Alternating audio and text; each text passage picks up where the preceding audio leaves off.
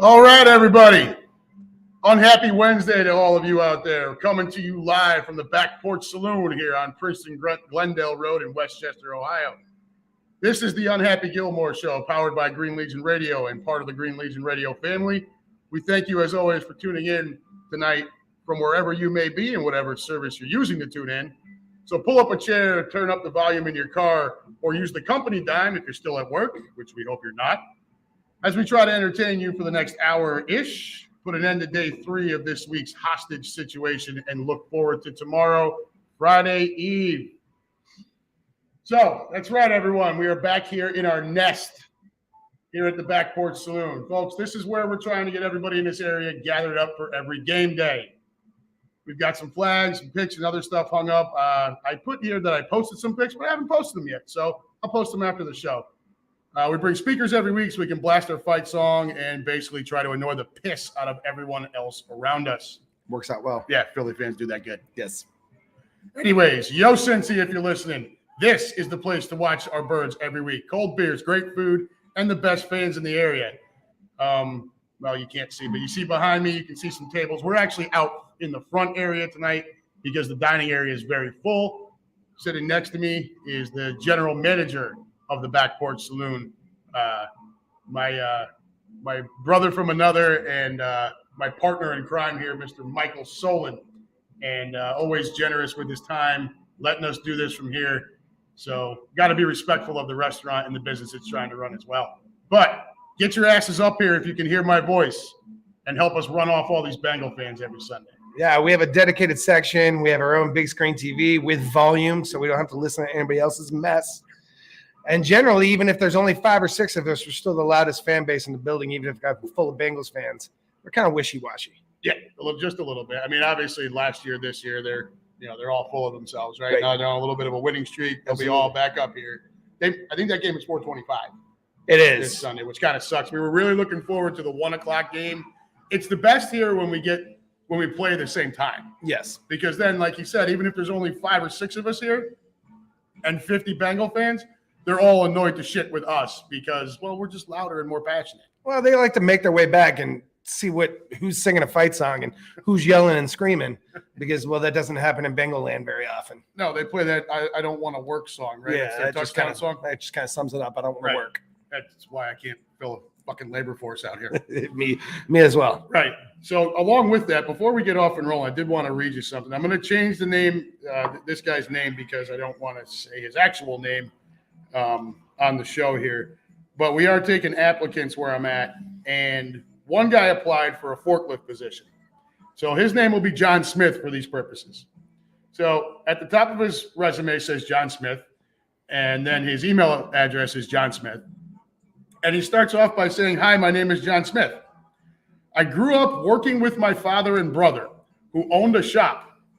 I've had fair amount of training with paint, could learn more on the motor breakdown, but after my brother died from kidney failure, I left my passion as a cook, and I'm out for revenge in a shop."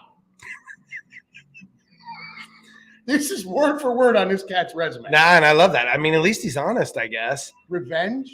You're looking for an interview? I told my HR, don't bring that guy in here. Not because I don't want to see the hot-ass mess, but I don't want to put anybody else at risk. Right? And he's applying to drive a forklift. Right. I don't need you out for revenge on something that can plow through a few automobiles. But he could fix the engine. It's electric. No, I mean, the problem is they don't teach kids how to write resumes anymore. Most of them can't even spell it, never mind actually write one that's cohesive and that might actually apply to anything that you're going to do in life. Yeah, and I mean, we're talking about entry-level positions, right? Forklift driver, waitress, things like that. So it's not like you expect, some big professional, but at least be coherent. At least be, present yourself well enough. Oh, and my end, people show up in sweatpants looking for jobs. Oh, yeah, no. I just had an interview a couple days ago. The girl was in slippers, chewing gum, and had no pen. Out. Yeah, done. Out. No, it was over. I sat down, I looked at her feet, and I said, "Are you comfortable?" And she said, "Yeah." I said, "Do you have a pen?" She said, "No." And I said, "Well, we're really not hiring for this position right now, but I appreciate your time. You have a good day. You can go back to bed or wherever you came from." So real quick, we were in Pennsylvania. This is when I was traveling all that time for work, right? We were hiring managers. So I was helping interview warehouse and logistics managers. And I keep my phone in my pocket. And it got to be so aggravating with the mountain filth out there. South Central Pennsylvania, you're in the valley between two mountains, right? So it got so frustrating with the people we were bringing in that I would tell the HR person sitting with me in the interview, look, if I do this with my phone and put it on the table, the interview has ended for me. So we get a guy, I see his resume, very professionally done, looks good. Says his head count at a farm he worked at was, like a little over 200. I'm like, shit. So, all right, so we bring him in. So he comes in, sits down, he's dressed fine, big guy, barrel chest. I think he has work ethic. Yeah, he looked like him. Like, dude, farmers be out there, cool. So he sits down, hey, how you doing, blah, blah, blah. Again, phone's in my pocket. She's asking the normal kind of run-of-the-mill questions. I'm looking at his resume. And he finally says, I look at him, I said, so, tell me about this job on this farm. Like, your head count was over 200 on a farm? I said, that must have been some kind of operation. This guy, and no shit, looks me dead in the face and goes like this. Well, to be honest, like 200 of them were cows. And I just I'm looking at him like this. Like, are you fucking kidding me? So like very slowly, phone comes out onto the table and we're done here. Like, who does that? So it was a frustrating time out there. Yeah, I see you, Mike English. Like South Central LA. Like English, like South Central LA. Is that York? No, it's Shippensburg, Pennsylvania, where the men are men and the sheep are scared. Right? There was a strip club right off the exit. It was like 3 different colors of like wood panel siding, like musty, nasty windows. I used to call it the Shaved Sheep Saloon. The nasty place. They didn't have an Amish place. Somebody had to bring in Mike English with Flyers with a win streak of 1. I'll have you know. Well, you bought the hat. I brought this hat out and I put it on and thought I might change the mojo since I wasn't going to talk about hockey, but I'll talk about it for a second, split second. But being the fact that they're just coming off a 10-game losing streak, and that's the third 10-game losing streak in 2 years. Yeah, it's a little abysmal right now. Yeah, that's a tough go. Just kind of leave it at that. Our Green Legion radio brother, Chris Sack, huge Flyers fan, season ticket holder. I think last night he was there with his son and his dad. So good for them for seeing that. But yeah, maybe him being there and your little hat there turn things around for your Flyers. But it's football season. But before we get to football, last time, anybody who was with us last month when we were here doing the show at the Back Porch and Mike was with us, we talked a little soccer. So for soccer illiterates like me, and when we were texting last night, I told them, I said, talk to us like we're 5 years old, because I know some of you probably understand it more than me, but I don't understand shit. So Mike is going to give us, and I'm going to ask you a few questions here as we go through.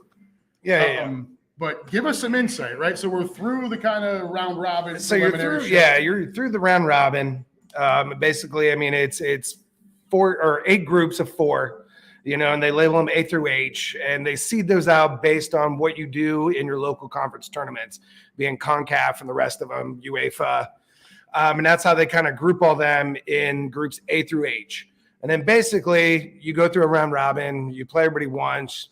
You get a point for your 2 points for a win, 1 point for a draw, no points obviously for a loss.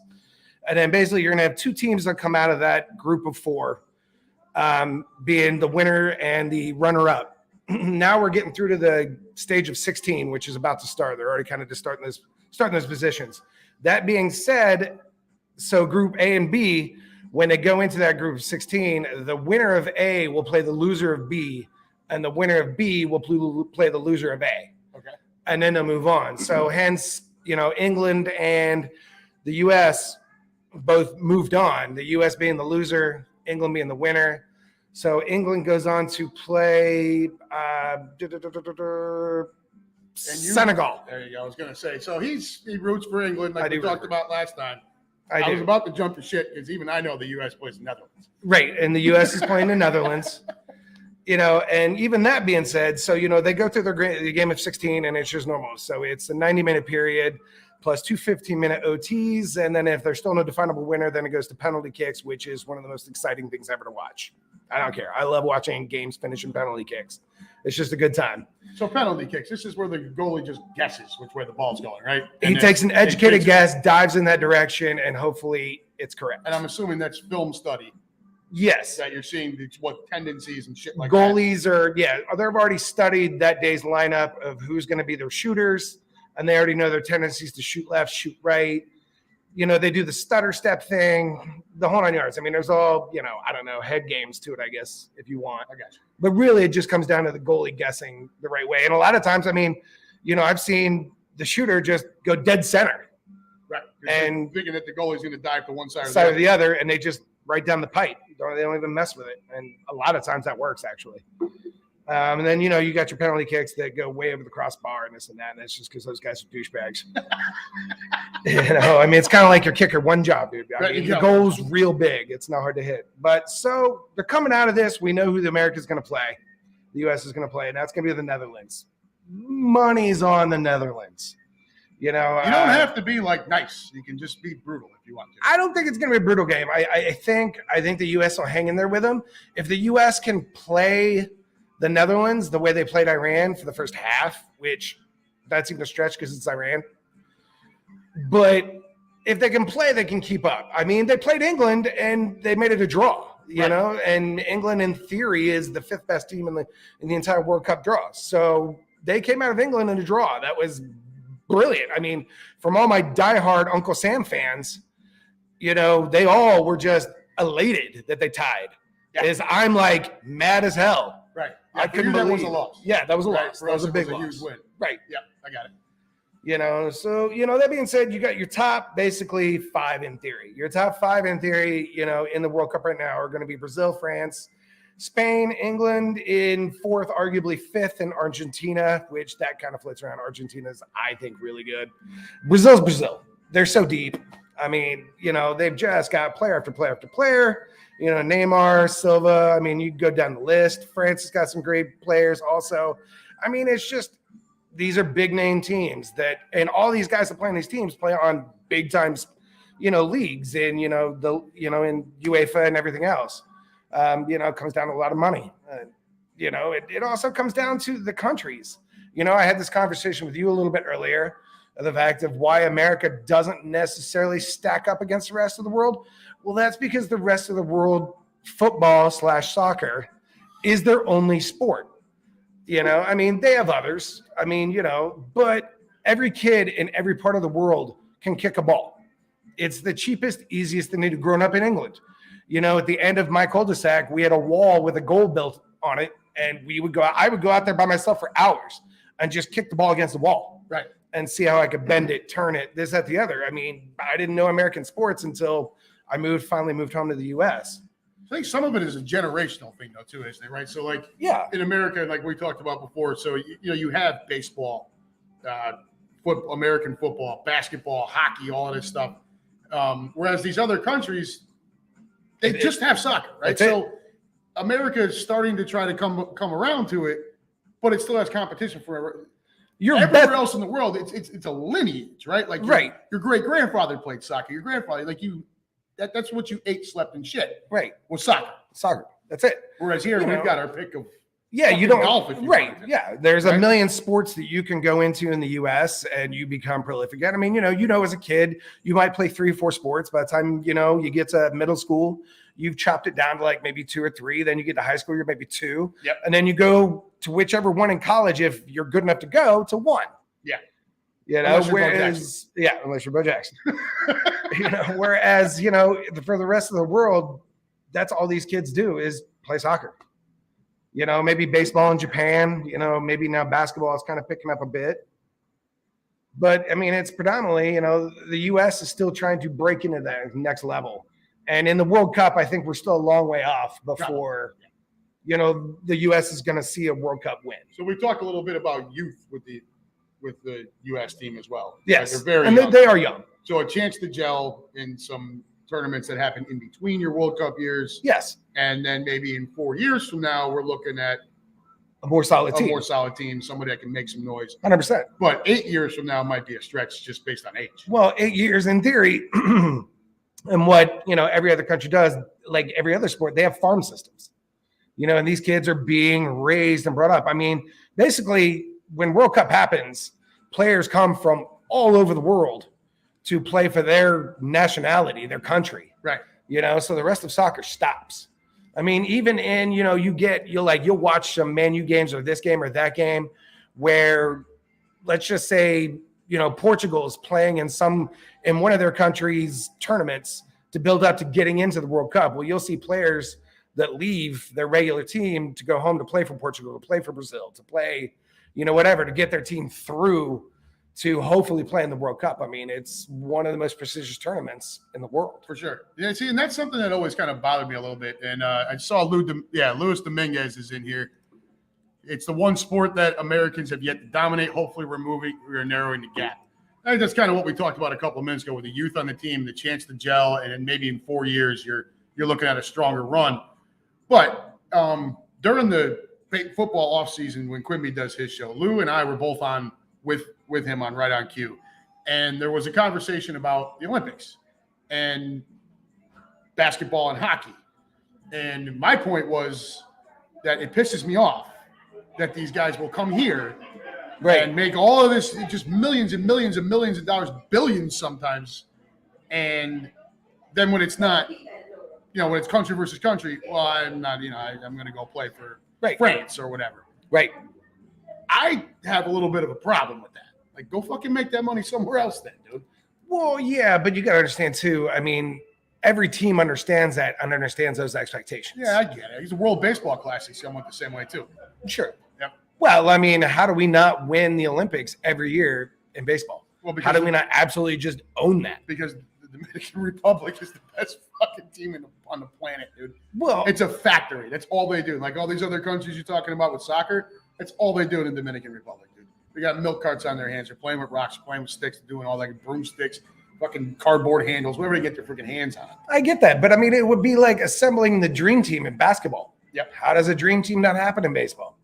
You would think, but unfortunately, that's the thing, though. Your dream team in baseball would involve a lot of Dominican Republic players right now. Yeah, I guess you're right. I mean, not everybody's Mike Trout. Right. I mean, you might walk out there with Mike Trout and Aaron Judge, but, they've got a whole of dudes. To wrangle in an affiliate a bit. I mean, why didn't Bryce Harper ever play in the Olympics? Why didn't Halladay, ever pitch in an Olympic baseball game? I mean, granted, they would have to leave the MLB, which the MLB doesn't stop for the Olympics. No, because I think it's all actually Baseball Classic is in. It's all minor leaguers that play in the Olympics. Yeah, so the World Baseball Classic is your profession. Shit, and actually, that's going to be Lou. Help me out here if you're still in there. The World Baseball Classic, because you were talking about trying to get me and Michelle down there to Miami. I think you said March. I think is when the WBC is going on next year. Yeah.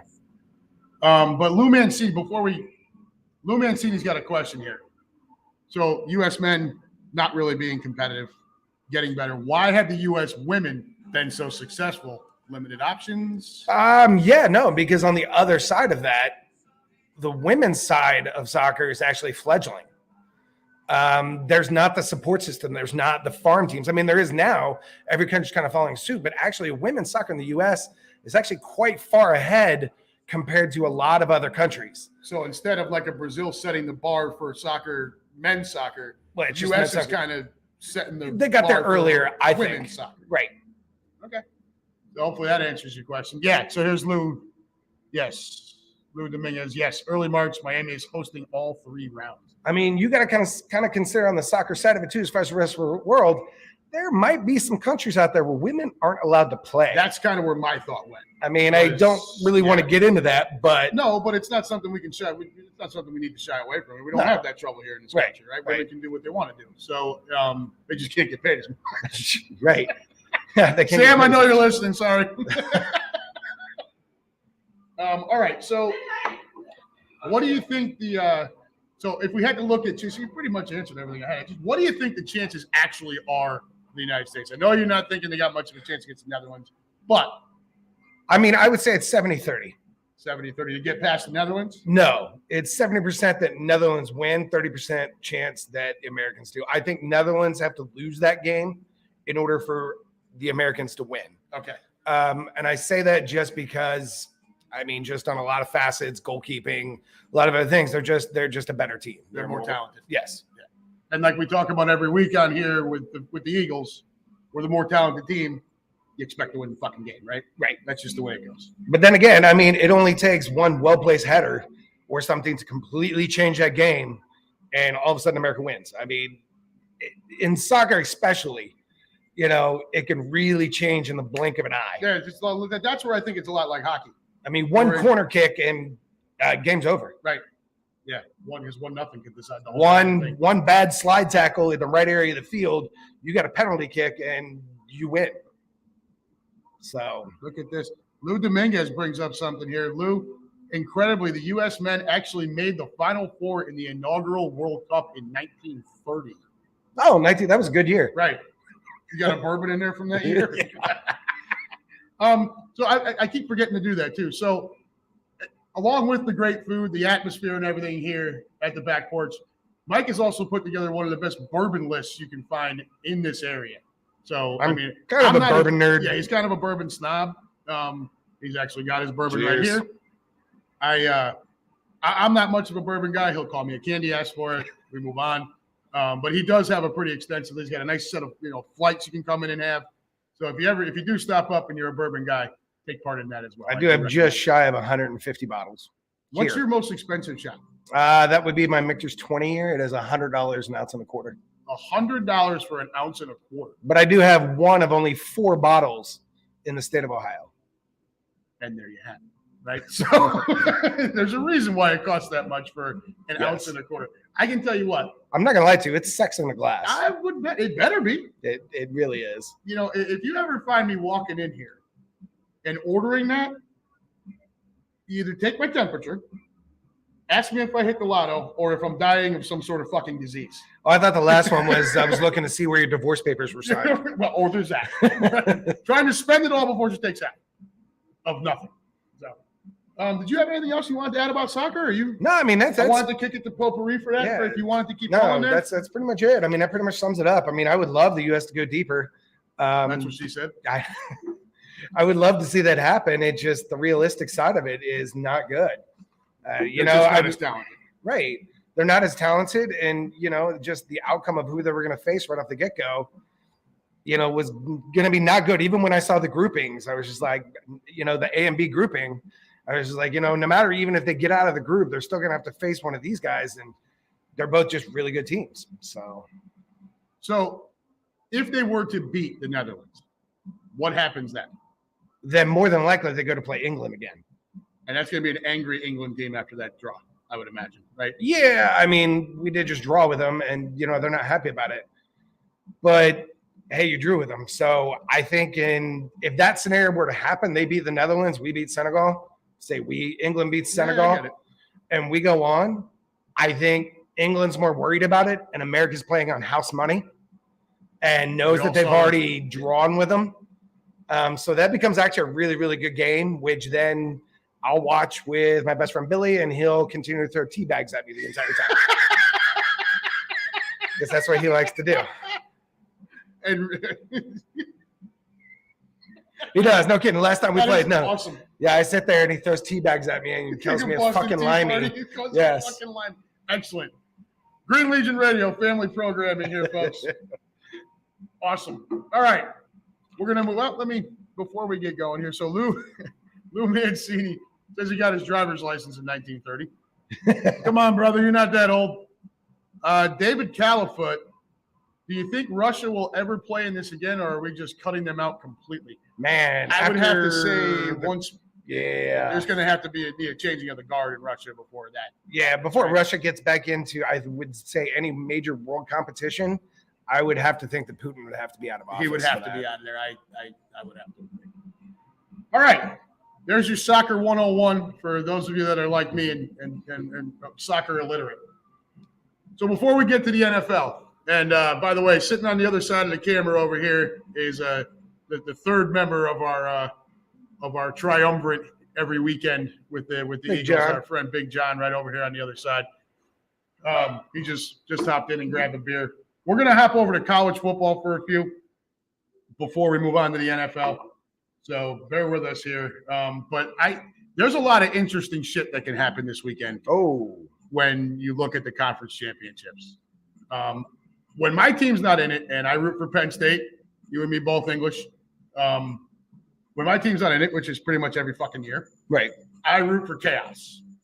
Chaos is So, fun. like, the top 4 all losing this weekend would be fabulous. The Some whole of us thing just would want to watch itself on fire. Yeah. Right, Some you of us just want to watch the world You burn. just want to watch the world burn. That's exactly it. But there's really 4 conference championships that really mean something this weekend. Like, nobody gives a shit about the AAC or the ACC. No. Right? Those are just your fledglings.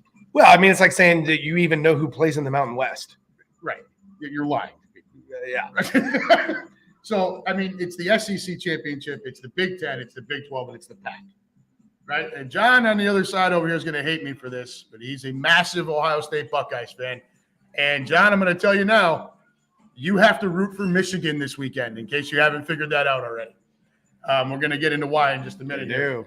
But of those 4, I really only think 2 of them are really even a question. Yeah. And so we'll start with the Friday night matchup, which is Utah versus number 4 USC. The Trojans only giving 3. So this is as of last night. Every one of the lines that I give you is going to be as of last night when I kind of sat down and put all this together. The Trojans giving 3 with the over-under at 67. So they're expecting this to be a repeat of their last game back on October 15th when Utah handed USC its only loss of the season, a 43-42 victory for the Utes. What is a Ute? Back in the middle of October. Going to My Cousin Vinny on me? Hey, dude, it's a great movie. And Marissa Tomei's fucking hot. Yeah, she is smoking. She knows the timing on a, what is that, a 57 Chevy or whatever it is? Dude, she can find out some other timing anytime she wants. And sorry, honey. But Heisman, in that game, Heisman candidate, and I think he probably locked that up at this point. I think he's your Heisman winner. I mean, David's coming in and says USC all day by 3. Yeah, I agree. But in that game in October, Caleb Williams went for 381 and 5 touchdowns in the air and another 57 yards on the ground. And I would expect more of that sort of thing. Well, I think you would also have to expect that USC knows that they need to absolutely lay an ass whooping. They have to win on Utah. Like there's no but decidedly win. Well, they're already in. They're already 4th. I know. They're in. They win. They're but I just for confidence in their fans, everybody else. They want to lay it on for that loss, right? And just shut everybody up. On the other side of that game, Utah quarterback Cameron Rising put up 415 and 2 touchdowns through the air. Both scores and 217 yards went to wide receiver Dalton Kincaid. He also put up 60 on the ground and 3 more touchdowns. So this was just an epic, just shootout. It was fun to watch if you don't like defense. Sure. There certainly wasn't any of that playing. I think you're going to see more of the same. I think it's going to be a track meet up and down the field. I haven't looked at the weather yet. I hope it doesn't rain. This is a game you want. Where's it at? The Coliseum? It should be at the Coliseum. You want this game to be nice weather so that they can just get sprinting up and down that field. While I think it's going to be a shootout or more of the same, I would hope for something a little bit different. But Vegas is telling you that they expect this to be it was 63 points, right? Only a 3-point spread and a 67-point over. Yeah, it's huge. I mean. But that kind of over-under is completely doable in college football all day long. All day. Which is why it's not so much the over-under that gets me with that. It's some of the fucking point spreads you see throughout the year. Like Georgia's going to go into a game favored by 35. How the fuck can you see? And then all the experts did lay the 35. Kiss my rebel dick, dude. Like, right. There is no way. You will never find me laying a bet giving someone 35 points. I don't care if it's the Justice League playing against the fucking Citadel. I'm not laying 35 points. Ditka versus Ditka. But what do you got? So I know, I mean, you don't watch a whole lot. Although, by the way, congratulations on Texas A&M. They took care of it. That helps your Ohio State Buckeyes over there. They did. They handled business. They handled business, and they dropped LSU way out. Yes. Like that's their 3rd loss. They're going to – that's the SEC championship is going to be LSU, Georgia. I don't expect much out of that game. No, neither do I. You got anything Georgia should roll, especially after roll. What Texas A&M just did. Yeah. I mean – they laid the blueprint for you. And like I told you before the show, that the only thing that makes me nervous about Georgia is the fact that they tend to dominate games without really, truly dominating the scoreboard. Take a look at the Tennessee game. Yeah. Good teams can kind of hang around. And if you let guys hang around too long, sooner or later, you found that out on Saturday. They had a chance to put the clamp down on Michigan. Ohio State did. and you let them hang around, they start getting confident. Yeah, I mean, that game was at best a dumpster fire. Yeah, that game was horrible. Well, I think what happened is, Ohio State was controlling the game. And then when it started getting out of control into your third quarter, I think Ohio State players got frantic, got sloppy because they were trying to make things happen, because they were trying to get back up on top. And at that point, I just think Michigan smelled blood in the water. And it seemed like, Michigan's defensive coordinator was just 2 steps ahead at the whole game. I felt like the entire second half, the Michigan coaching staff on both sides of the ball was light years ahead of the Ohio State coaching staff, which is not something you can say all the time. Well, because Ryan Day and that group. How many times the coordinator for Ohio State? They should have already put him out the pasture. He kept lining up with that single high zero coverage fucking safety out there. And when you let a team like Michigan, who is notoriously run first, with or without that Heisman candidate, throw the ball the way they did, there's no excuse for that. No, not at all. It was a brutal second half watch. Yeah, no, not absolutely it was. But they only dropped Ohio State to 5. Yeah. Which makes this weekend interesting. Because there's no way they're going to drop Ohio State any further than that. Ohio State, up until Michigan, really hadn't been tested. No. Ohio State notoriously plays down to their competition. So if you look at all the other games before that where they were playing close, where they were kind of in it, or maybe just won by 7 or 14 when they should have won by God knows how many, it's because they notoriously played down to their competition. Well, this time they played even with their competition. Their competition got ahead, and just Ohio State freaked out. Their coaching staff, I think, freaked out. Their players freaked out. I mean, Stroud is a joke. I'm sorry, he's a joke. When those yards are there to take, to run, fucking run the ball. The problem is, for as slight and as small as he is, and John, you and I talked about it during the game, he can't run. He's not fast. Oh, that shovel pass interception where he tried to – that was your try hard. Yeah. Right there, yeah. Well, that was it. I mean, he went wide left with it when the guy's 6 yards from you. Yeah, that was – and how you go wide left with a football with a 6-yard gap, I mean, hell, there was nobody in front of him. He could have just put his nose down and – had time all day to run. Michigan was selling out coverage deep. Right. And Stroud just sat there in the pocket because the yards were there and he just didn't take them. Because it was just he was so out of his element. They was so out of Ohio State what they normally play. And Michigan is such a big game. I think they were just freaking out. So, and they just didn't know what to do. Before we move on to the Big 12 championship. I know we didn't even really mean to spend that much time on Ohio State. But I think we probably should have. You know what I mean? Because it is a big game and it meant a lot. It was almost the same game plan as they went up against Michigan last year. Yeah. And the same result. Yeah. I don't like Jim Harbaugh. I don't like his attitude. I don't like his demeanor. I don't like the way he only talks shit after a win. I'm not a fan of his. I don't like his khaki pants. I don't like his Walmart khakis. But I think there's some truth now to hey, Ryan Day, you were born on third base, buddy. Yeah. He's now handed him his ass 2 years in a row, once at the house, and now this is the first time they've lost this game since 2000. Yeah. All right. So, 22 years. Yeah, 22 years. So, again, and I think that attributes to the Ohio State football players freaking out. Panicking because they were in the same situation last year. They weren't getting golden pants this year. No. I don't know if any of you guys know that, but normally the alumni, when Ohio State beats Michigan, all the Ohio State players get a little keychain or some shit. I've never actually seen it, but it's a little pair of gold pants that signifies they beat Michigan again. Right. And then they, as in previous years, Ohio State players get in trouble for trading those gold pants for tattoos and other things. Sex, drugs, rock and roll. Yep. Yeah. All the good stuff in life. Urban Meyer, what he does. Bump and grind. So, all right. So the other one that it looks like it could be a close matchup is your Big 12, right? Yes. So K-State got moved up to number 10 in the rankings. And thank you, John. Thanks, Sean. Big John bringing us another round over here.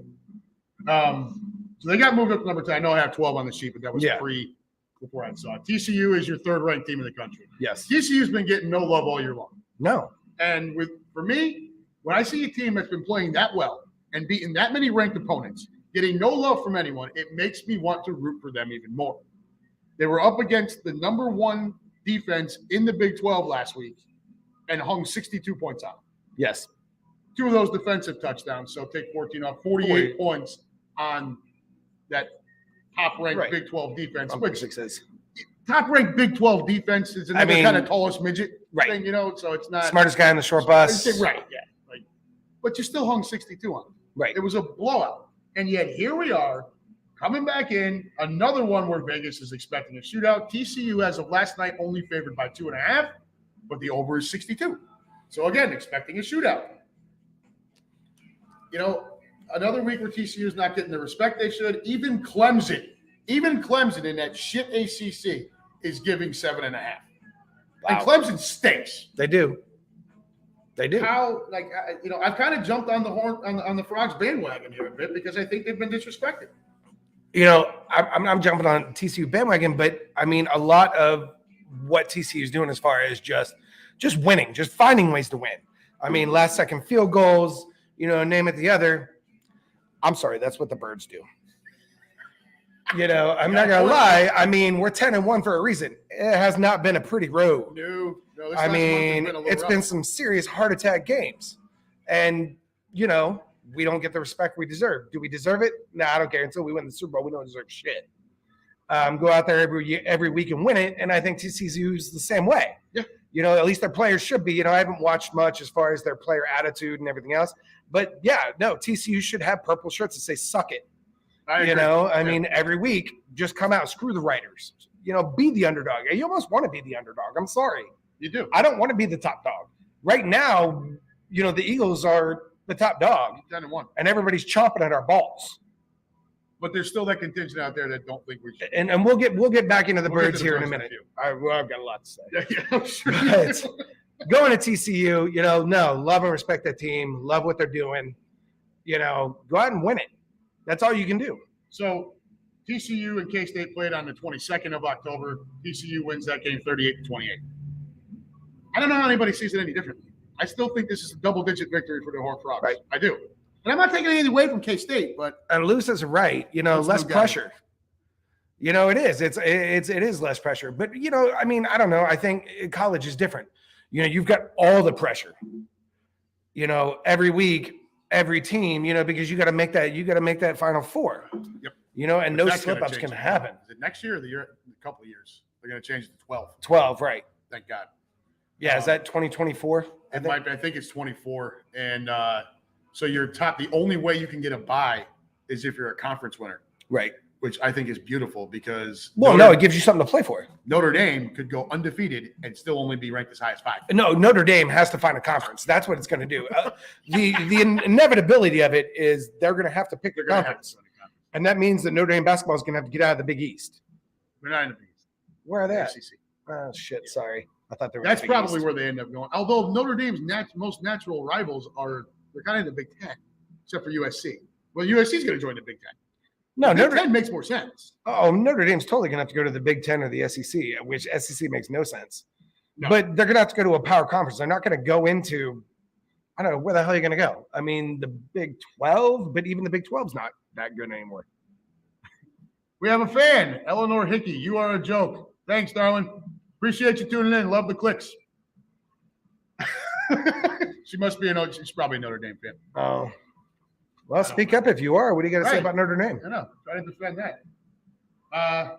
Okay, so the other two, the SEC championship. He's right, though. Yeah, UCLA. Right. UCLA and USC and are USC going to the Big Ten. Yep. And, we were actually talking about that before the show, and UCLA and USC have to go, well, in my opinion, have to go to the West because they have to create that natural rivalry still. Yeah, there's no point in splitting them across the Big Ten. And Bowie, that side of that Big Ten conference, because my God, that's a joke. Right.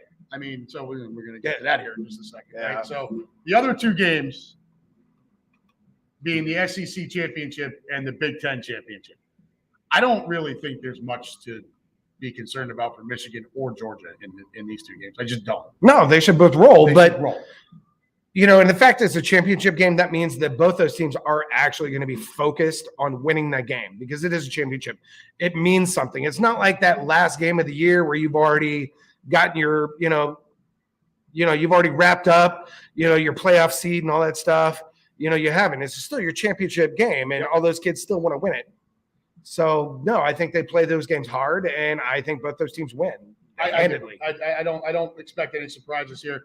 Georgia, as of last night, favored by 17.5 with the over at 51. I mean, so they're telling you Georgia's going to smash. Yes. Right? Michigan, favored by 16.5 with an over at 52. Again, they're telling you they're going to smash. Like we talked about before the show, the only thing I would say about Georgia is they tend to dominate games without dominating the scoreboard as much. Right. And when you do that against teams that are at least competent, and LSU is, you don't want to let them hang around and get confident. Well, no. What Ohio State figured out. No, you want to hang 21 on them early and hit them, punch them right in the mouth, right? And Georgia just kind of doesn't do that sometimes. Now, hopefully they come out. I want to see Georgia win. I don't want them to drop. I want them to stay number one. Yeah, I'm good with it. I do. I'm fine with it. What happened to watching the world burn? Well, we'll get to that. As for Michigan, look, we just talked about the West Division of the Michigan crushes pretty good. I'm sorry. What is this woman's problem here? Eleanor, you're going to have to stop being a jerk, or you know what? We're just going to take you. Bye-bye, sweetie. That'll be enough for you. We're done with Eleanor. Eleanor hasn't enough. Eleanor has left the building. But yeah, the West Division. So in the East, in the Big Ten, you have Michigan, Ohio State, Penn State. The West is just a dumpster fire. Right. Right. And so someone had to be the tallest midget this year, and this year it's Purdue. And I think this is Michigan in a landslide. It's an 8-4 Purdue team. Yeah. Against undefeated Michigan, who's flying fucking high right now. I don't see this going any other way. And they know Harbaugh's got to know. I mean, he's going to ram it down the throat. Right. He wants to hang 21, 32. I mean, he doesn't want to just squeak by this game with 3 or 7 points. No, and he also wants to get into the playoff and have a better performance than he now, did last year. The only way this game gets close, and I think, this kind of what happened in the Ohio State game a little bit too, but is with garbage time.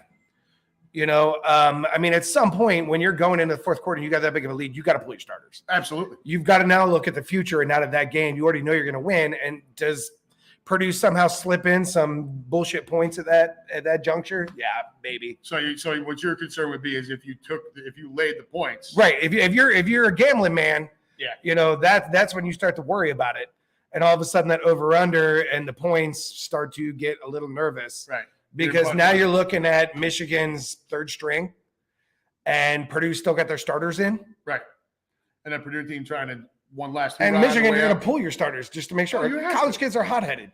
You got to pull. And the last thing you need is some, linebacker deciding to take out your starting quarterback's knee deep in the fourth quarter. Right. Because he's frustrated and pissed off. Or he's just out there trying to make a play, dude. Like he's some kid that's just like a freshman or something. He's just trying to make a play in a big game in front of a national audience. Right. And he wrecks your whole shot at anything. Right. And, so this is just going to be Harbaugh's second chance at a playoff. Last year, not a very good showing.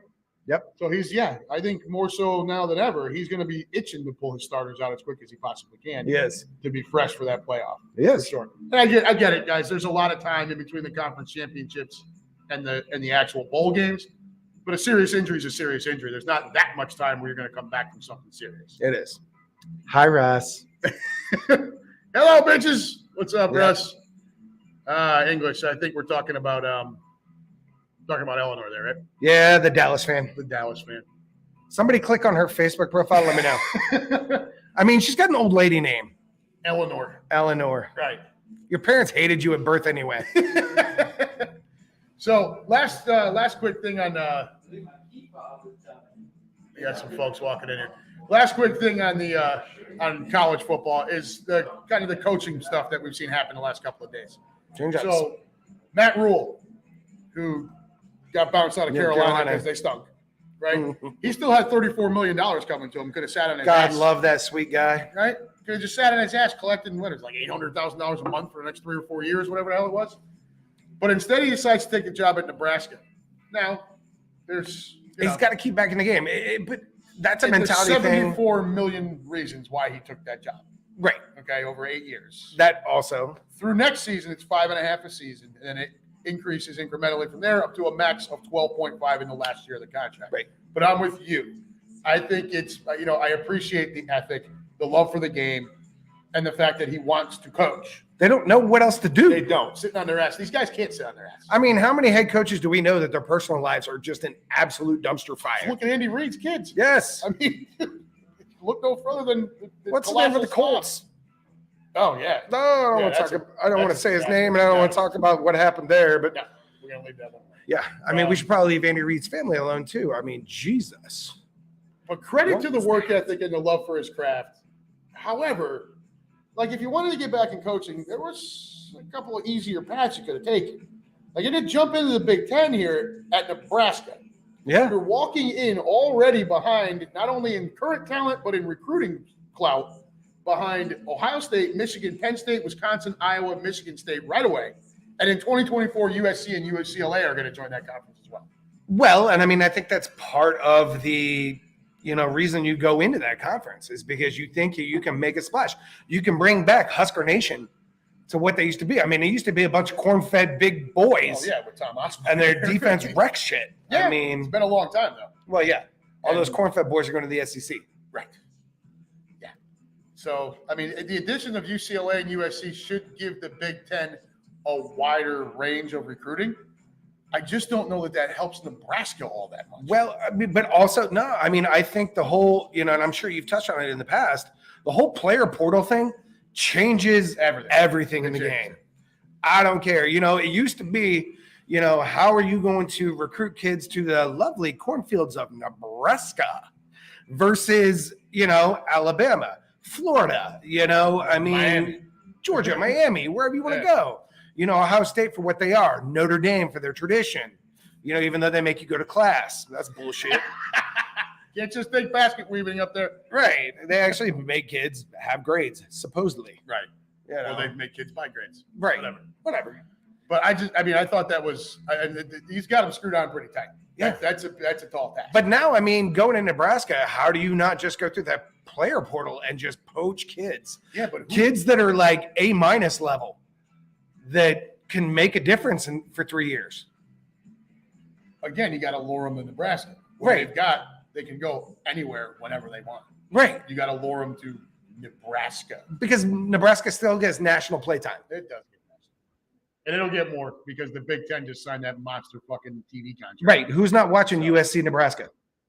It's going to be for at least the first 2 years because USC is only going to get bigger because of this. Wait until USC and Michigan play in a conference championship. Yeah. Forget it. Dude. Forget it.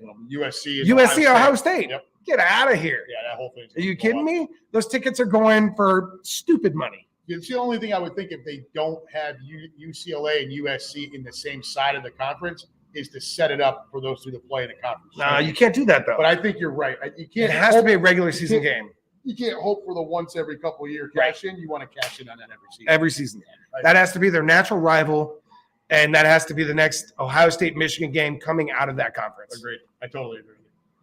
The next coach, Luke Fickell, leaving UC. UC has become the stepping stone. The cradle. They are. It You used come to here, be. you get some experience, you do well, and you move on.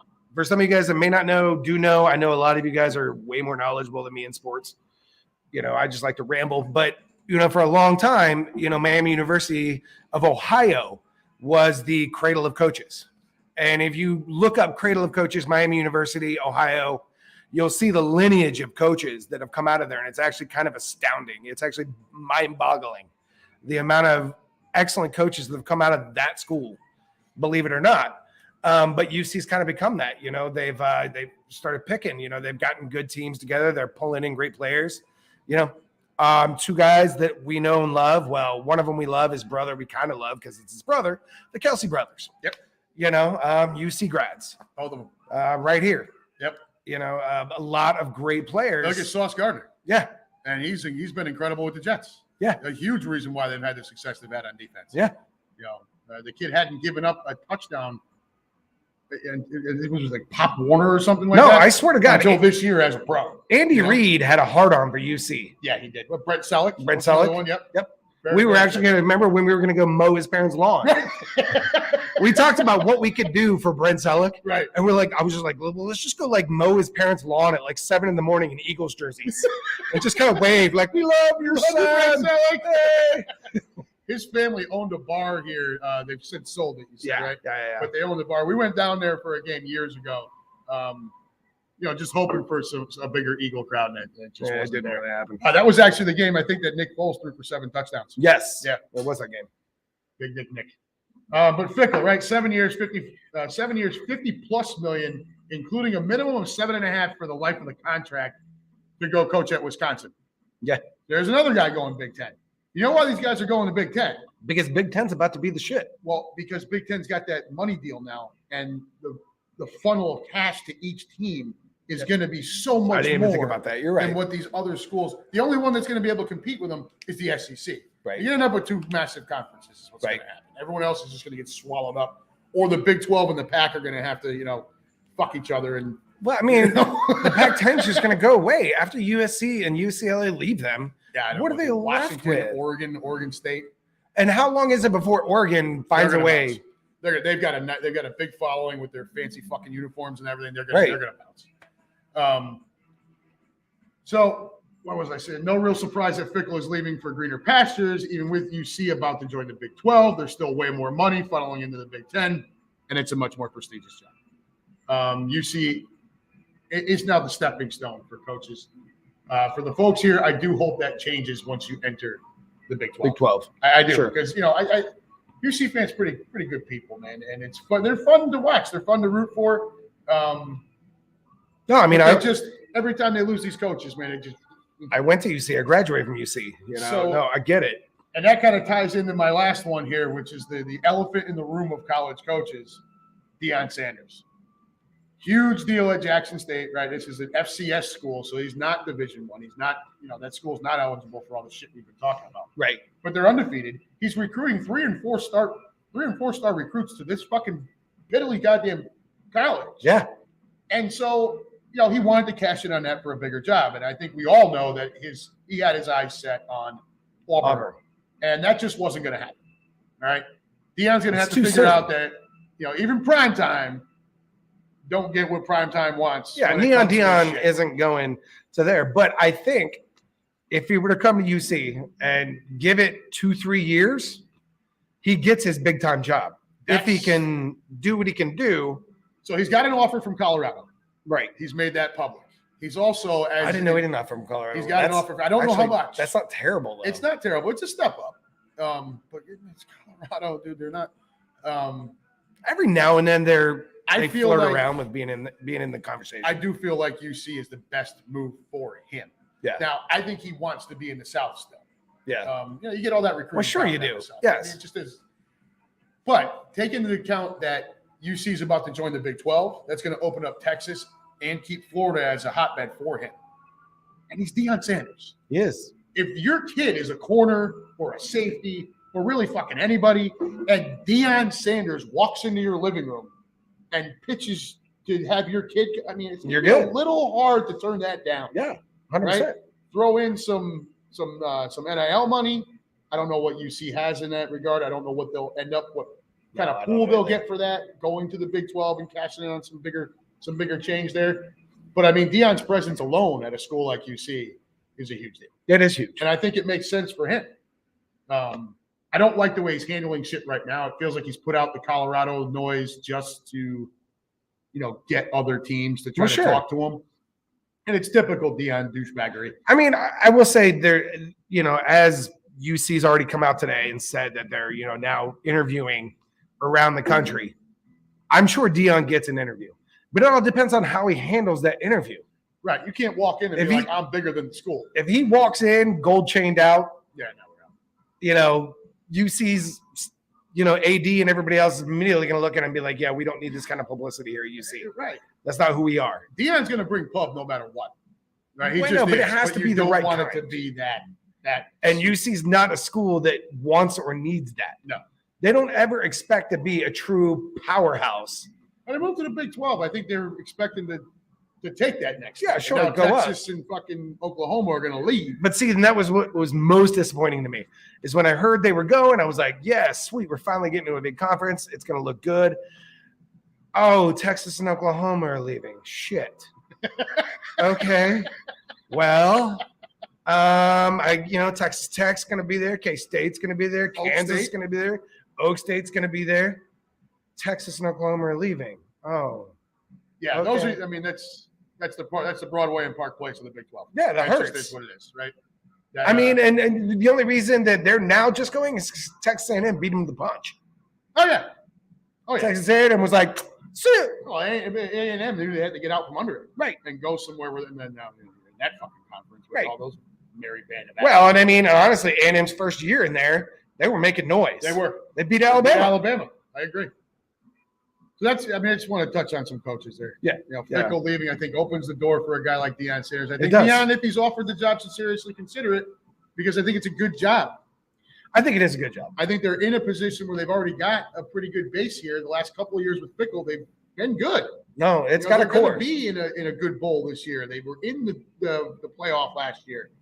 They got beat by Alabama. The final score didn't look all that good, but I would tell you for 3 quarters, they pushed Alabama to the fucking limit. But I mean, you got to think too, though, if they were to bring in Deion Sanders, that entire coaching staff that's there right now, just trying to get through the rest of the season, is day one fired. I mean, you're looking at Coach Combs, who is, local native, Coleraine High School, if you know anything about, then got picked up by Meyer to go to Ohio State, and then did what he did with Ohio State, and then got let go from Ohio State, and then got immediately swooped up by Fickell, right? At UC, and now he's the interim coach for UC, but there's no way that Deion keeps anybody. He's got to have his own. But I think initially you're going to have to. You got to get through the bowl game, right? Problem is the problem always with the coaching changes that recruiting starts at the wrong time. I know, but they're not going to hire anybody before the bowl game. You think? They have to. I guess they have to. That's why these guys leave before bowl games, right? Because they've got to get there and get the recruiting started. Yeah, and it's the same thing coming out the other direction. They're going to hire somebody, or at least the announcement will be made. I'd be surprised if they didn't at least make a pitch at Sanders. And then it's just on Deion whether he wants to come a little further north. Right. I think it's the best program for him to use as that stepping stone and then move on to your Auburn or whatever. Right. Well, and I don't know if he has designs on the NFL or not. Oh, who knows? Yeah. That's way too far down the road. Yeah, he's too early on in his coaching career. Unless you're, Saturday. Then you just, you just get right in there. Hey, time's yours, Jeff. Fuck them timeouts. You just go from coaching Pee Wee right into the big times. Right. Let's go. Took a page right out of Andy Reid's play. Fucking A. I love that guy. More power to him. Hang on to them timeouts for all you're worth, buddy. They must be worth a beer or two at the end of each game. Fucking dipshit. All right. Let's move on to the varsity. Right, let's go. We call it a night. Let's go to the NFL. All right, my fellow degenerates, we're going to move over to the NFL now, right? Instead of just focusing on the Birds, and we're going to get to the Birds, I want to take a look at a couple of things around the league as the season starts to head into its home stretch. All throughout the summer and leading before the suspension happened, I beat up Deshaun Watson up and down. I was saying I was going to put a thing on the wall called the Deshaun Watson douche-meter, calculating all the women that kept coming out and making complaints. But how many convictions does he have? None. But how many settlements does he have? Well, I mean, that's 25. Yeah, you don't know about the settlements on the back end. John won't even look at it. Right? Hey, all I'm saying is, okay, this was a gamble for the Factory of Sadness. And I can't say that it may or may not work out for them. They're kind of behind the ball a bit. They're obviously behind Cincinnati and they're behind Baltimore, but everybody's banking on the fact that he's going to swoop in and create all the products. I mean, arguably, Chubb is one of the greatest running backs in the NFL right now. No doubt. And his backup is no slouch either. I was kind of hoping the Birds would have made a play for him, but I don't know if he's worth a first-round draft pick. I wouldn't have given up a first-round pick. Right. No, I don't think so. I mean, I think, our running game's doing well right now. But the Factory of Sadness and all their friends are banking the damn house on the fact that he's going to walk in like an absolute juggernaut. Yeah. And I just don't know. In 2 years. That's what I'm saying. He hasn't played in 2 years. How does this happen? He didn't even play last year. And so I'm banking my money on the fact that what's going to happen is it's just going to be what I know. Sorry, I don't say the CL word. The Factory of Sadness will have what, like quarterback number 28 or 29? I think it's actually 4,362. Okay, good. Sorry, since Bernie Kosar. My math was a little off. My math was a little off. But did you? So I mean, okay. So I got it. You suspended him for the games. You fined him $5 million, biggest fine in the history of the league. But at the same time, you knew which game he was going to be back in, Right? which is ho at the Texans. Right. Way to cash in NFL when you're trying to make it look like you give a shit. That is kind of awesome. Right. He's actually. I didn't even look. Is that at Texans? At Houston. That's awesome. Yes. So and he's going to fill crowd, he's going to fill the stands with all of his alleged victims. Well, that's apparently the lawyer for the group is bringing at least 10 of them to the game because they want to attend and be noticed. That's awesome. Does he hump the football midfield? I put the fucking meme up earlier, like God looking at Deshaun Watson every time he points up, like, let's be a little easy on that. Overall, with that one, I just want to see the crowd reaction. No, it's going to be brutal. It should be. It's going to be brutal. It should be absolutely brutal. I'm talking about there should be dudes coming in wearing like loincloths. Oh God, it's gonna be a thing. Yeah, it's gonna happen. Yeah, and they're gonna have that's gonna be a mess. It should be a fun watch though. Also in the NFL, a little bit of coaching carousel, right? Everybody wants McDaniels fired in Vegas. That's not gonna happen. No, I'm not saying it shouldn't, but from a fiscal standpoint, the Raiders cannot afford to pay another coach to not coach their fucking team. Right? There's too much money being spent out there. Right? I know. Kurt Peter Jr., you never know what he's going to come up with. I mean, he really is a prick with ears. Yeah. I mean, apple doesn't fall far from the tree. Right. He dove right in. Yeah. But they really can't afford to pay another coach to not coach the team. Don't forget, tell me what I can do with my money. Davis, for the most part, was able to function in an area where there was no salary cap. He didn't have to deal with any kind of money constraint. But here's the thing that's really going to bother Raider Nation. I don't think it's not just that he's not going to get fired. I think he's back next year. Yeah. And now they've won 2 in a row. So, like, if you all wanted to vomit before, hold on to your hats, guys. There's more puke coming. Denver. Nathaniel Hackett has to get the boot. Yeah. Okay. I got into it with the guy on social media last night or the night before. They were all, get rid of Russell Wilson. Okay, fine. Look, I can understand people's frustration with that monster contract and all the fucking shit that Russ was for Russ. Let Russ cook and his stupid fucking Subway commercial that was god awful. Broncos country, let's ride. Could you be more of a dork? It was dumb. But the problem is, if you were to ditch Russell Wilson, the dead cap hits on these things year over year range anywhere from $60 to $100 million in dead cap hit. You can't get rid of Russell Wilson. You're stuck with him. Well, I don't even think you stuck with him. You find a way to coach him. That's what good coaches do. That's where I'm at with it. Financially speaking, it is a way easier deal to just part ways with Nathaniel Hackett, who, by the way, Broncos country has been. You think Russ has been bad at quarterback? Hackett's been just as bad of a coach. Right. Like, he's been awful. The play calling's bad. Terrible. The teams are terrible. They don't look good. And Russ was fine in Seattle with no offensive line. Right. I don't get it. To me, it feels like more of a coaching problem. No, 100% it's a coaching problem. But it's easier just to point at your quarterback and say, he can't be fixed. Coach and quarterback are usually tied at the hip, but I don't think so this time. I don't care. You can coach a decent quarterback into a great quarterback. Why can't you, coach an ailing, really good quarterback back into greatness? No, I think you can. I think Denver has the talent there to do that. They just need a coach to actually do it. It's got to be the scheme. Yeah, I think it has to be. You don't fall off a cliff like that. Not that quick. I mean, it come on. happens, but not like this. We went into the Super Bowl with Nick Foles. Did we not think that our life was over and it was done?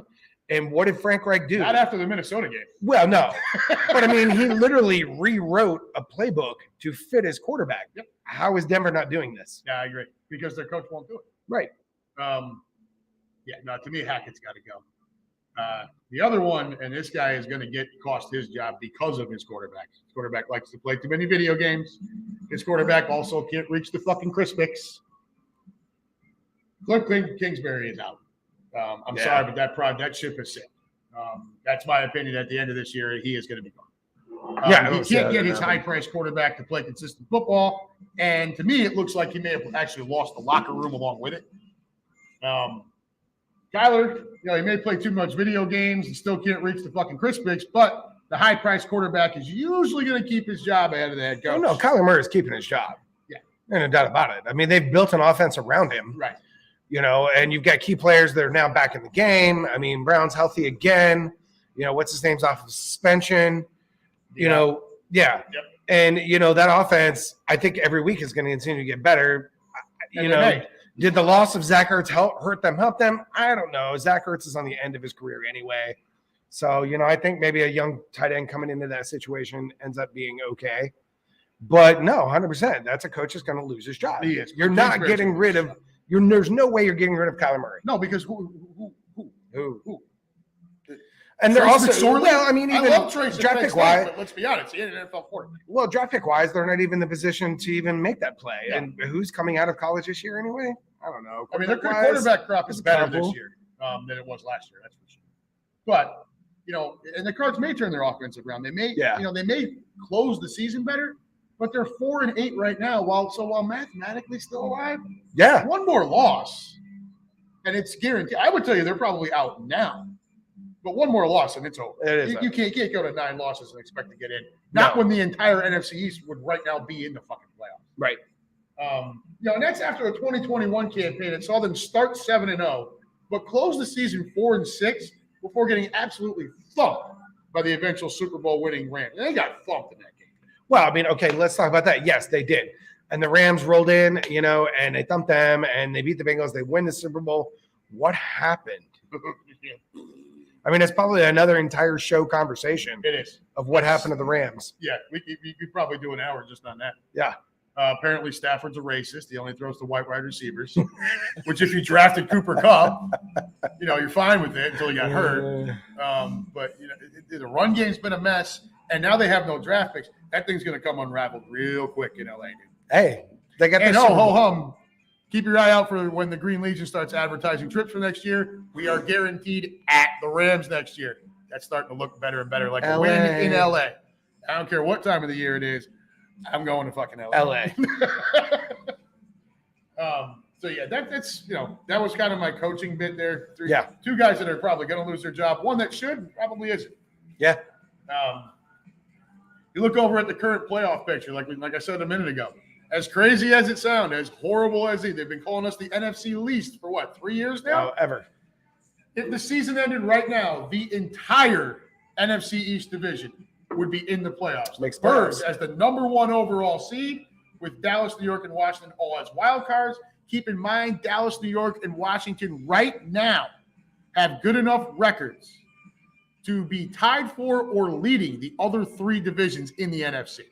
And we're all in one fucking division. Yeah, man, they're kind of NFC least my ass. Yeah. I don't give a shit. I don't want to hear about weak schedules. You can only play who's on your damn schedule. I don't want to hear about it. We are not the shit division anymore. That, my friends, belongs to the NFC South. By far. So right now, Minnesota would be the 2, San Fran the 3, and Tampa at 5 and 6, leading the NFC South, would be your 4 seed. For our friends that are New York Giants fans, if you lose to the Commodes this week, you will officially be in sole possession of last place in the NFC East. So have fun with that. May still mean a playoff spot right now, but think about how they would feel after that 7-2 to start the year. Right. Now they're on a skid here, so think about the confidence level going down there. I mean, Daboll's brought a lot of energy to that team. Oh, it's bad. And now you lose this game. I mean, don't make no mistake. I mean, Washington beating us gave them all the energy they needed. And Heineke brings a lot of that. Right. Certainly more than the ginger rat.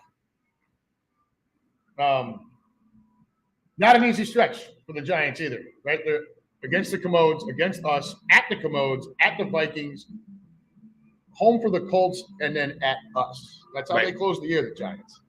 That's not an easy. But, I mean, honestly, let's just be real. That last game of the year against the Giants might mean absolutely dick for us. It might. And as we've seen in years past, when we've tied the Bengals and lost to the Bengals, because I've seen those games here. Right. And it's been towards the end of the season. We just haven't played. We've sat our starters and, we've taken L's. Actually, I was in Philly for a Bengals game at the end of the year. And we took an L because, after the second half, nobody played. Well, there was no point in risking our players and injuring anybody else. So we just quit playing people and took the L. And I knew walking into Lincoln Financial, the chances are we were going to lose to the Bengals that day. It didn't stop the sting. Especially got to fly back home. Especially when I have to fly home with Bengals fans to Cincinnati and walk into my bar and, take it up to because, your Eagles lost to the Bengals. Well, we didn't play anybody. Well, anyway, sorry. That's been 22 years since we've beaten them, too. Yeah. So, and we get another crack at those assholes next year. I know. Here. Yep, that one's here. Over to the AFC, where the Chiefs, once again, the class. That was only 4 years ago. The Legion was here. No, that was 2016, dude. Oh, was it that long ago? Yep. Oh. Over to the AFC, where the Chiefs are once again the class of the conference. Yeah. 9-2. Yeah. Big freaking surprise.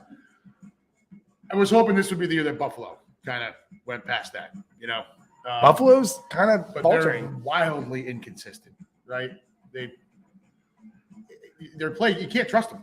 Yeah. And unfortunately, Josh Allen just doesn't look as dreamy anymore as he did earlier this year. No, not at all. It's just not. They're just too inconsistent for me. No. The Ravens and Bengals now tied at 7-4 at the top of the AFC North. Initially I would have said that the Ravens are a better team, and I think they still are. But Bengals win over Titans last week was pretty awesome. Without Chase and without Mixon. Yeah. In Tennessee. Yeah, you don't have your star running back or your star wide receiver, and you still put together a win. On the road. Against a tough team. Tough team. The Ravens, the other side of that argument, right? They've blown 4 leads in the second half, and Lamar Jackson is not handling it like you would expect from a franchise quarterback. He's on there arguing with fans on like Twitter and shit. It's like, dude, you're a professional quarterback. Let it alone, right? No, Twitter's the devil. Lamar Jackson is in that group with Joe Burrow, with Justin, with Herbert, that are going to be looking for contracts. Jalen Hurts is in that category too. Oh, I know it's a contract here. Yeah, I've seen that. I know. I don't even want to talk about what they're throwing at. No. But those guys are all looking for contracts coming up. Justin Herbert's the one that's really struggling. This kid's got to make a playoff. Right. At least get into the playoffs, because you're going to be stacked against these other guys that have all been there, done that. But Lamar Jackson bet on himself this year. And it's not exactly cashing in like Aaron Judge did. Well, no. Great athlete, but 4 blown leads in the second half, 3 of those in the fourth fucking quarter. And that one against the Giants, I don't know if you watched that, was all on him. The bad interception rolling out, carrying the ball too low and getting it knocked out was all on Lamar Jackson. A.J. Brown. Carrying the ball too low. Yeah, that's coming. They beat the Bengals at home on October 9th, but the second matchup is the last game of the year. Yes. Here in Cincinnati. And I think that's going to mean all the marbles. And that one you're going to see get flexed. That will end up being your night game. Yeah. More than likely, which take them all, guys. We're done with primetime games, right? Miami's got it this week. You can have it. I'm good with right where we're at. 1 o'clock. 1 o'clock games are great. 1 o'clock. Good for me. Bengals, just like you said, Bengals went to Tennessee without Jamar Chase and Joe Mixon and came out with a victory. Pretty fucking impressive. However, their remaining schedule. Oh, it's a beast. Home for Kansas City, home for Cleveland, at Tampa, at New England, home for Buffalo, and at Baltimore. To close here. Now, I get it. This is defending AFC champion. First place schedule. Totally understand, but that is a brutal way to close your season. No, it is a brutal way to close your season, especially, with the not so stellar first half you've had. So they're walking into that, Tampa Bay, you've got to think that they're trying to figure out a way to win, because if Goat doesn't figure this out, he's got to retire at the end of this year. I think this is it anyways, dude. I think he's lost too much personally. Yeah. With all of this. Yeah. And you can almost see it in his face. He ain't all there, dude. No. And he don't look good. He almost looks as bad as he did like his last year in New England, where he's just rifling balls into the ground. He don't look like Brady anymore, is what I'm saying. And he's got plenty of offensive talent around. No, he's not having fun. He's not having fun. Yeah, I think that's the. But obviously that's a tough game. Yeah, KC speaks for itself. Mm-hmm. That's just going to be a brutal game. Buffalo, and then you're at Baltimore to close the game. Right. And that game could mean everything. Everything. So, and Bengal fans, I I would love for Bengals Nation to step up, and that team, you know, it's good for business. I'm not going to lie. We are in Cincinnati, and I make money when the Bengals win. We're trying to make you money when the Eagles win. I know, right? We're working. So everybody get your ass over here. But, you know, I mean, yeah, that Baltimore game is going to be in everything. And I think right now, I think Baltimore wins that game. In Baltimore with the whole season on the line? I think Baltimore wins that game. They should win that game. What do you got over there, John? Well, you think Baltimore wins by 14 last week? So you heard it. There you heard it, folks. Big John says Ravens by 14. By 14 to close the year. All right, kids. Let's talk birds before we call it a night. So, dear NFL, John, please don't buy another round. I have to drive home. Okay. Dear NFL, please don't flex us into any more primetime games. Okay? No. We're fine with the 1 p.m. window. Thanks, signed sincerely, all of us. Okay? If you go from the Arizona game to now, there's been a bye week, 2 1 p.m. games, a 4 o'clock game, and then nothing but primetime. It takes its toll. And I'm sure if Quimby's listening to this, he's probably going to call me a candy ass, but whatever, dude. Some of us have to work. Some of us have to work in the morning. Anyways, Sunday night obviously was not our best defensive effort. And the way Dylan, Green Bay's bigger running back, performed with 8 carries for 64 yards and a touchdown to go along with 3 catches for 24 yards, did not do anything to make me less nervous about King Henry coming in here this weekend. No, it scares the shit out of me. Right. You know, you're talking about probably the elite power back in the entire NFL. Easily. And we've seen what problems we have, you know, with power backs and them gashing us for 6 to 8 yards per carry. You know, yeah, okay. We held our own last week and they were under 100 yards, whatever. But if you can consistently get, 6 to 8 yards per touch, even if you're not getting the first down, even if you're not snapping off the big run, I mean, that's enough to win. Well, here's the thing. Henry's not going to split time with Aaron Jones. No. Right? It's going to be King Henry for 3 downs at least. Right. And so just mashing the ball. You just can't let him. We've talked. This has been an every week thing. Yeah. You cannot let Henry beat you. No, we've been talking about week 13 for a while. It's got to be. You got to stack the box and make Tannehill beat you. But now, I mean, we've even got a less powerful secondary. Very true. C.J. Gardner-Johnson going down is a massive deal.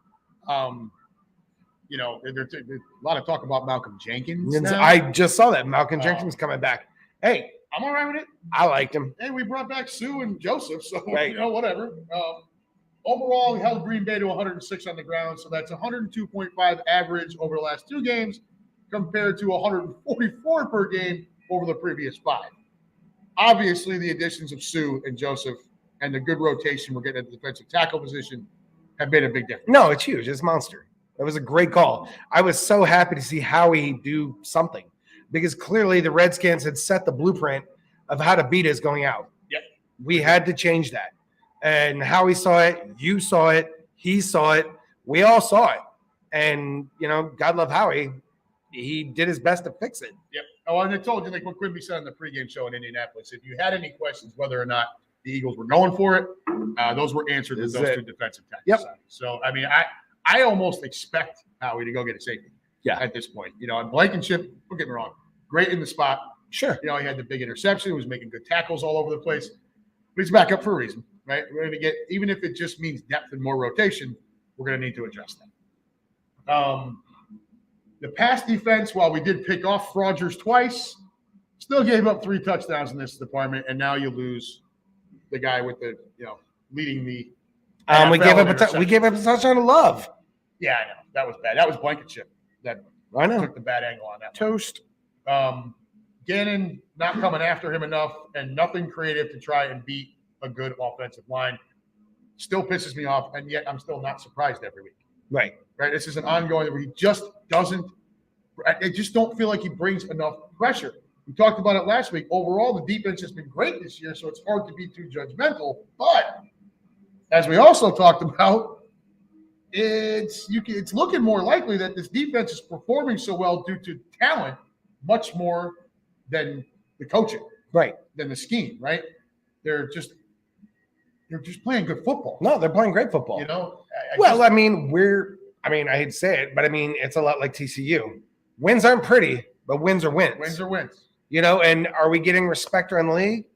No. Do I care? No. No, I don't give a shit. Right. All I care about is did we win? Right. Well, you guys only played. Did we win the fucking football game? Moving on. Yeah. So, again, the game plan for this week should be pretty damn simple. Make Tannehill beat me. I'm stacking the box and doing my best to take Henry out of the game. But he's not going to stack the box. Not going to stack the box. He just doesn't do it. He didn't do it last week. I know. He didn't do it in Indianapolis. He didn't do it in Indy. But yet then. Although they did adjust. Right. That did get better. So, Taylor had 49 yards and a touchdown on that opening drive. He had 35 yards and then a fumble the whole rest of the game. So, I mean, they did adjust, but my God, it starts out kind of brutal. We already talked about CJ. I don't need to go back over it. Yeah, lacerated kidney just is. That's crazy. That's unpleasant to even No say. wonder he was down. We were kind of like watching, and I'm like what? Get what up, the fuck pussy. is that? Right. What's your problem? Didn't even look like you got hit that hard. Oh, you have a lacerated kidney. I'm an asshole. Right. Okay. Yeah, I felt like addicted. I really did. Oh, lacerated. Yeah, I felt bad because I was saying some ugly things. Right. Now over to the offense. Guys, hurts so good. It does. I mean, dude. It does, The but kid's just amazing. 153 in the air with 2 touchdowns, another 157 rushing. Stop taking those hits, though. No, stop taking those hits. Slide. But did you see that Brady interview on Hurts? Oh, yeah. But no, Brady came out and said what a special person Hurts is. I like that a lot. And just how much. Well, Hurts went and worked out with Brady the whole TB12 thing during the offseason. Oh, I didn't know that. Yeah. Well, so yeah, no, Brady came out after watching last week's game, and he had talked about just Hurts' field vision and what it takes to be able to look at your options and then still hit a hole and then slide and not take a hit, which I'm like, nah, Brady took the hit. But for me, he took too many hits. It took too many hits. He needed to get down. But he made it happen, and I appreciate that. But every time he does it, it's always, is this the hit that ends him for this season? Right. And I mean, maybe that's my Wentz phobia. Well, yeah, this kid's tougher than Wentz. He is. No doubt. I know. And don't get me wrong, I like Uncle Rico, but well, the commentators always want to say, well, the kid, bench presses or leg presses 600 pounds. Okay, that's great. It only takes one helmet to a knee. That's it. And that's all it takes. Or even to the thigh, as strong as the kid is. Get a deep contusion there, you're down, dude. Yeah, so that's the one knock. Earlier in the year, he was sliding more. He was getting down. He was getting out of bounds. I would love it. Sunday night, man, he was just out there, dude, going for it. I mean, come on. What do you guys think? I would love to see him slide more. I want to see him slide. I don't know. Booby goes for 143 and 2 touchdowns. Gainwell, 39 and a touchdown. Boston Scott for 24. Overall, we ran the ball 49 times for 363 that was fantastic. Yards and 3 touchdowns. I mean, dude. No, it's fantastic. If you do something like that or even approach that, there's not a team in the league that's going to beat us. No. I mean, 360, you can't expect that every week, but Jesus.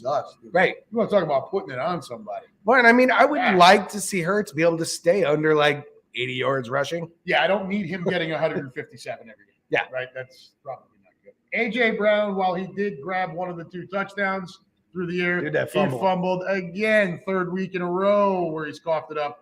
And I don't want to hear about him having the flu or whatever. It's 3 weeks in a row. No, I mean, this is fundamental ball handling. And that ball is too far down. Wide receivers coach, which I don't know who he is. I don't. Yeah. Anybody wide receivers coach for the Eagles? I don't have. Anybody know his name? I don't have that in front of me. But it's got to be addressed. He's carrying the ball on his hip. He's not recognizing when the traffic is around him. You don't have to break everything for a touchdown. All comments? No, pretty much. They've all gone quiet. You see up here? Right. But anyways, he's too big and strong to have fumble problems like that, in my opinion. No, he is. So it's a 6'2", 220-pound wide receiver. Just carry it where it needs to be. Put your arms around it when there's guys around. Nobody's taking that ball out. No. Instead, he's down here, not recognizing the traffic. It's frustrating. It is frustrating.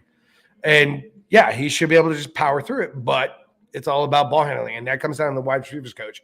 That comes down to fundamentals. And they're just getting away from it a little bit, and that scares me because then what other fundamentals are they getting away from? I mean, as far as on offensive line, you name it. Although I've heard that the offensive line meetings are like borderline scary. Well, look at the fucking people in the room. Yeah, I know. So then they go break in the Christmas Carol. And Jordan Mailata. So Jordan Mailata is a unicorn. Right.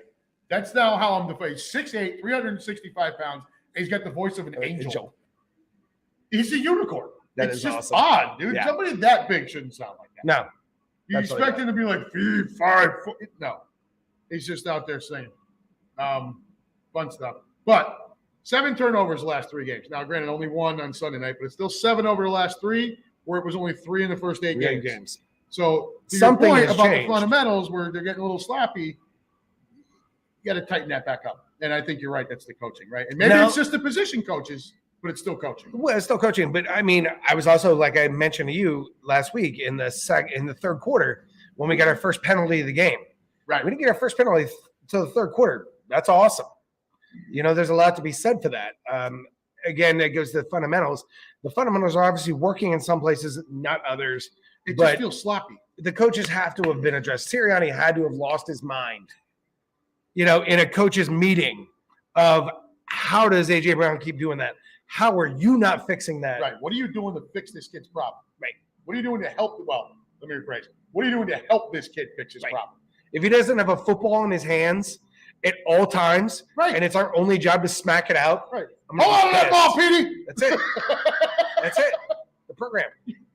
You pick up this ball, you run every goddamn. Yeah. Let's go. You fumble my football, I worked. will break my foot off in your John Brown high parts, and then you will run a mile. I mean, it worked in the movies. It's such a great movie. It is. All right. Well, you got anything else you want to add? Or are you good? No, I mean, go Birds. Go Birds, right? So, next week's show will be the Unhappy Hot Stove with 2 special guests who will announce later on. You won't want to miss it. Week after, we're moving to a Friday night because my daughter has a that's right. a choir thing on Wednesday night Daughter at stuff. 6 o'clock. So we're going to move to a Friday night. We're going to call that the Unhappy Hour. We're just going to probably sit home and get hammered and do the show. So that should be fun. Should be an epic disaster. Again, if you're a fellow Birds fan here in the Cincinnati area, the Back Porch Saloon, 9626 Princeton Glendale Road, Westchester, Ohio. This is your place for Eagles football. Come join us every game day except for Christmas Eve when the porch will actually be closed. Help us grow this into the best damn Philly fan group here in the Midwest. Ever. So, for my brother from another, Mr. Mike Thank you Solon. for having me. Yeah, dude. Thank you for coming. Thank you for your time. For Big John on the other side of the camera here, this has been the Unhappy Gilmore Show. Powered by Green Legion and part of the Green Legion Radio family. Y'all, we will see you next week for Unhappy Hot Stove. Take care and go Birds. Go Birds.